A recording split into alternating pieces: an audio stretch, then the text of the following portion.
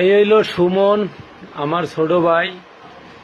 আমার মাইজা বুনটা একটা dressing table আমি দিমু ভাই হিসাবে, কিন্তু হেইটা ফিটিং করতে ও শহীদ হয়ে যাইতে আছে। আমারে কয় দুপুরের সময় ধরছি, এখন জানি না। আমি বাসায় ঘুমেছিলাম, ঘুম থেকে ওইটা কেবল আসছি কারখানায়, আইসা দেখি এখনো লাগাইতেছে। চিন্তা করলাম কোন সময় শেষ করবি, কয় দুপুরের সময় ধরছি। এখন এরা অন্য অন্য মিস্ত্রিরা জানেন যে এই ড্রেসিং টেবিলটা ফিটিং করতে কতটুক টাইম লাগে।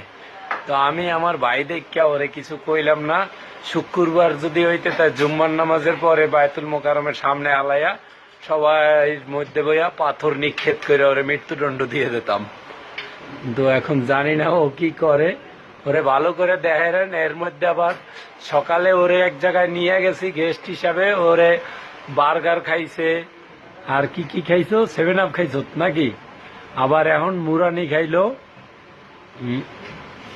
বিরিয়ানিটা খাওয়া নাই না, এটাও রাইতে খাওয়ামু। ঠিক আছে, দেই ও কি করতে পারে আর কি খাইতে পারে।